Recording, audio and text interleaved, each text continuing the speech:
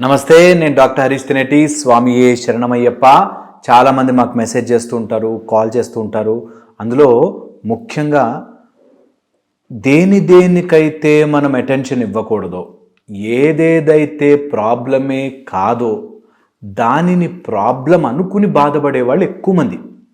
నేను ఈ మాటలు ఎందుకు చెప్తుంటానంటే, అట్లీస్ట్ ఇది విన్నాక ఇలాంటి విషయం మీద కౌన్సిలింగ్ తీసుకోవడానికి ఎవరు డబ్బులు వేస్ట్ చేసుకోకూడదని.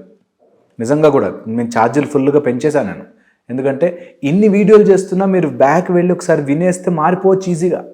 మళ్ళీ నా నోట్తో వినాలనుకుంటారు కదా, మీరు అందుకే అనవసరంగా డబ్బులు వేస్ట్ చేసుకోకూడదని నాకు కౌన్సిలింగ్లో ఎవరికైనా చెప్పిన పాయింట్ నిజంగా ఉపయోగపడుతుందంటే చెప్పేస్తున్నా. మీరు ఈ విషయాన్ని నిజంగా మనస్ఫూర్తిగా తీసుకుని అప్లై చేయండి, ఖచ్చితంగా మార్పు వస్తుంది. ఓకే, ఇంపార్టెంట్ విషయం ఏంటంటే జీవితంలో సమస్య ఏది, సమస్య కానిదేది అనేది ఆలోచించడం రావాలి. 99% ప్రాబ్లం అనుకుంటున్న వాడు యాక్చువల్గా అది ప్రాబ్లమే కాదు. ఇందాక మనము మాట్లాడుకుంటున్నప్పుడు చెప్పిన విషయాన్ని ఎక్కడన్నా గోడ మీద రాసుకోండి. దట్ ఏది ప్రాబ్లం కాదు.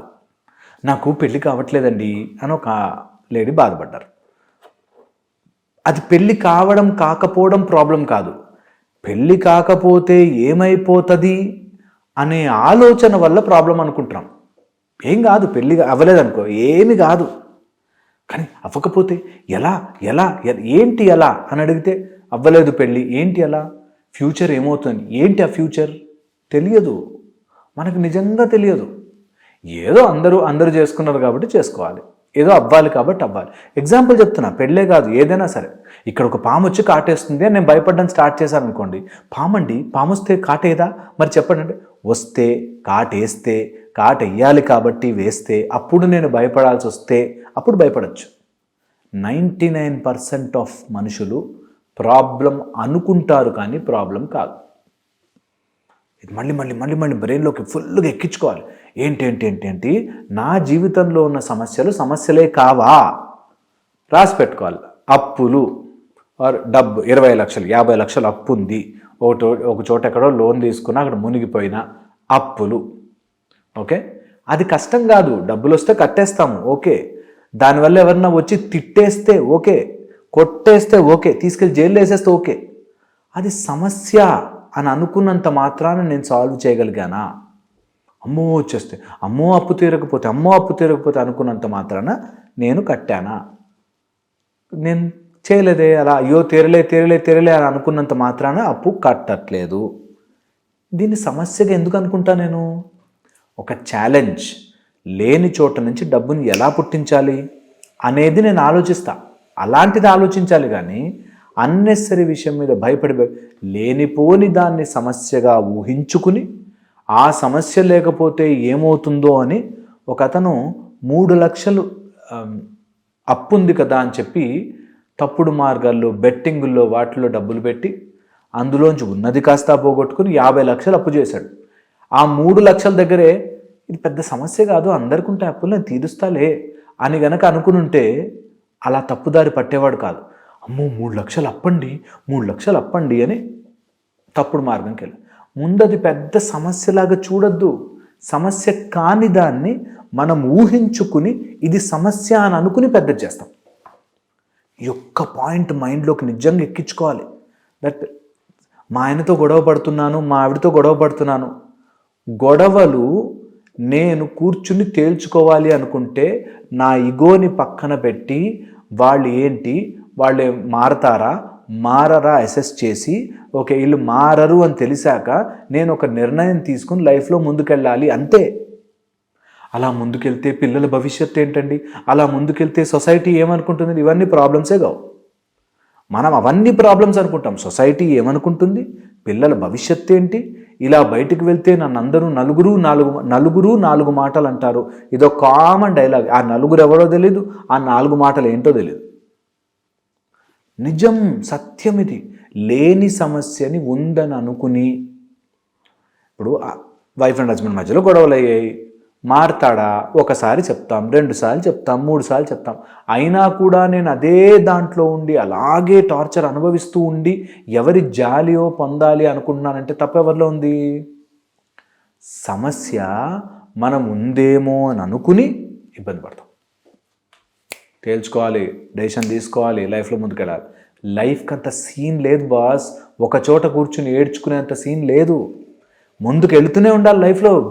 Keep on moving forward. లైఫ్లో ముందుకెళ్ళాలి, వెనక్కి వెళ్ళిపోకూడదు. ఒక సమస్య దగ్గర కూర్చుని ఏడ్చేయకూడదు. ఎందుకంటే సమస్య లేని చోట ఉందేమో అని అనుకుని, అంటే తర్వాత నా పరిస్థితి ఏమవుతుందండి? ఏం కాదు, ఏమవుతుంది? ఇప్పుడున్న పరిస్థితి కంటే బెటరే అవుతాం ఖచ్చితంగా. ఇది సత్యం. ఎప్పుడైనా ఇలాంటి సమస్య వస్తే ఇది సమస్యనా, నేను ఆ సమస్యకి సమాధానాన్ని ఒప్పుకోలేకపోతున్నానా అనేది ఇంపార్టెంట్. ఈ ఒక్క పాయింట్ పట్టుకోండి. ఇది ప్రాబ్లమా? ఇది ప్రాబ్లంకి సొల్యూషన్ నాకు తెలిసినా ఒప్పుకోలేకపోతున్నానా? ఒక అబ్బాయి నాకు ఫోన్ చేశాడు. నాకు ఎవరైనా బీదవాళ్ళని చూస్తే చాలా బాధేస్తుందండి, లోపల నుంచి యాంగ్జైటీ వచ్చేస్తుంది. అయ్యో నేను కూడా అలాగా రోడ్డు మీదకి వచ్చేస్తే, నేను అడుక్కు తినే పొజిషన్కి వచ్చేస్తే అనేది నాకు చిన్నప్పటి నుంచి మా నాన్న తిట్టి ఎందుకు పనికిరావరా, అడుక్కు తింటావరా, ఎందుకు పనికిరావరా, అడుక్కు తింటావరా అని అన్నాడు. నేను అలా అయిపోతానేమో అని భయపడుతుంటాడు. ఇప్పుడు సమస్య చెప్పండి. సమస్య ఏంటి? ఒకవేళ వాళ్ళ నాన్న అన్న మాట నిజమయ్యి ఆయన రోడ్డు మీదకి వచ్చి అడుక్కుని తింటే, లేదు, సమస్య లేనే లేదు. నా వీడియోలు చూసినప్పుడు ఈ ఒక్కటన్నా పాయింట్ పట్టుకుంటే, దట్ ఏది సమస్య స్వామి సమస్య లేదు, ఉందేమో అని అనుకుని దాని గురించి బాధపడు. నిజంగా ఇది కనుక పట్టుకుంటే, సమస్య ఉందేమో అని అనుకోను, సమస్య నిజంగా వచ్చి ఇట్లా పీక మీద ఇలా పెడితే అప్పుడు చూద్దాం. ఇంకా లాస్ట్ కత్తి ఇట్లా పీక దగ్గరకు వచ్చి ఈ కెరాటిడ్ ఆర్టరీ కట్ అయిపోతున్నప్పుడు చూద్దాం. అంతవరకు ఓవర్ యాక్షన్ చెయ్యను మైండ్లో. ఇది ఫిక్స్ అయిపోవాలి ఫస్ట్. సమస్య వచ్చినప్పుడు చూద్దాం బాస్, ఏమీ కాదు. 10,000 కోట్లు అప్పు చేసిన వాళ్ళు ఖాళీగా తిరుగుతున్నారు ఏ భయం లేకుండా. మనం చిన్న ఇంట్లో ఎదురింటోడు పక్కింటోడు సమస్యలకు అల్లాడిపోతున్నాం. ఎన్ని రోజులు బయటకు వచ్చేయాలి? ఒక ఆవిడ నాకు లైఫ్ అండ్ డెత్ సమస్య అండి అని మెసేజ్ చేసింది. ఏంటో అనుకో, అంత లైఫ్ అండ్ డెత్ అంటే మనకు కూడా అమ్మో ఏమైందో అనిపిస్తుంది కదా. అందులో మీడియాలో ఉండేసరికి ఇలా మెసేజ్లు వచ్చినప్పుడు మనం రెస్పాండ్ కాకపోతే వీరు అసలు మనిషే కాదు, మాటలు చెప్తాడు కానీ వస్తాయని చెప్పి ఎందుకు వచ్చిందిలే అని మాట్లాడతాడు. నిజంగా మీరు నమ్మరు, సమస్య ఎంత సింపుల్ ఎంత ఈజీ అంటే, మా ఆయన ఇలాగా వేరే వాళ్ళతో ఇలాగా ఆల్మోస్ట్ ఒక 10 నుంచి 15 అఫైర్లు పెట్టుకున్నాడు. అందరికీ వెళ్ళి డబ్బులు ఇస్తాడు, నాకు ₹1 ఇవ్వడు. సమస్య ఎన్నేళ్ళ నుంచి ఉంది? ఆల్మోస్ట్ 11.5 years నుంచి ఉంది.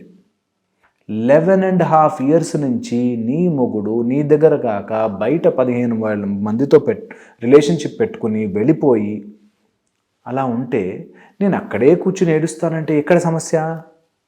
సమస్య ఏంటి?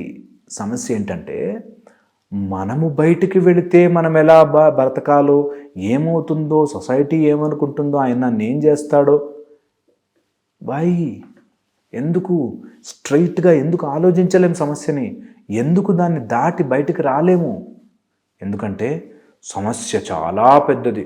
నా కష్టం మీకేం తెలుసండి అంటే, నేను అవునమ్మా మీరు చాలా కష్టపడిపోతున్నారు, అవునా నీకు యాంగ్జైటీ చాలా ఎక్కువ అని మనం జాలి చూపిస్తే ఏమొస్తుంది? డెసిషన్ తీసుకోండి, లైఫ్లో ఒక అడుగు ముందు పెట్టండి. తప్పో ఒప్పో ముందుకెళ్ళాలి, వెనక్కి వెళ్ళకూడదు, అక్కడ ఆగిపోయి ఏడవకూడదు. ఇది సమస్య లేని చోట సమస్య అని ఊహించుకుని మాత్రం బ్రతకకండి. ఇదొక్క పని చేయండి, రోజు లిస్ట్ రాసుకోండి. ఏంటి సమస్య, దీనికి ఆన్సర్ ఏంటి, నేను ఎందుకు చేయలేకపోతున్నా. ఒక అబ్బాయి ఐఏఎస్ ఆఫీసర్ అవ్వాలి అనుకున్నాడు, ఎవరు సివిల్స్ ఏదో రాద్దాం అనుకున్నాడు. ఏంటి నాయన నీ సమస్య? ఈ ఇయర్ రాకపోతేనండి. అది అసలు సమస్య కాదు. ఈ ఇయర్ రాకపోతే ఎవడేం చేస్తాడు? ఎవడేం చేయలేడు కదా. ఇప్పుడు ఏం చేయొచ్చు? చదువుకోవచ్చు.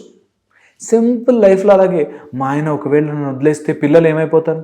పిల్లలు పోనీ కలిసి ఉంటే పిల్లల భవిష్యత్తు, ఒకడు క్రికెటరు, ఒకడు మూవీ ఆర్టిస్ట్ అయిపోతాడు, నువ్వు రాసిచ్చి స్టాంప్ వేసి ఇవ్వగలవా? ఏది అవ్వదు, మనం ఏది గెస్ చేయలేము. ఎందుకు భయపడితే అక్కడ కూర్చోవడం ఎందుకు? జీవితంలో అడుగు ముందుకు వెయ్యండి. ఇది చాలా చాలా ఇంపార్టెంట్. ప్రొవైడెడ్ ఇవన్నీ చెప్పాక మీరు సరైన మార్గంలో ఉండి మీరు కరెక్ట్గా ఆలోచిస్తూ ఉంటే ఖచ్చితంగా అడుగు ముందుకేయండి, దేనికి భయపడద్దు. సమస్యలా చూడకుండా ఇట్ ఈజ్ ఎ సిచ్యువేషన్, దీన్ని నేను ఎలా డీల్ చేస్తాను, ఒక బాటిల్ మూత ఇరుక్కుపోయింది దాన్ని ఎట్లా తీస్తాను అన్నంత సింపుల్గా ఆలోచించాడు, అంతే. ఇంకా రావట్లేదని దాన్ని పగలగొట్టేయాలి, అంతే, ఫినిష్. ఆలోచించద్దు, ఎక్కువ టైం వేస్ట్ చేయొద్దు. లైఫ్ చిన్నది, చూసి వెళ్ళిపోతుంది. అది గుర్తుపెట్టుకోండి. ఇది లైఫ్ చేంజింగ్ అవుతుంది మీకు.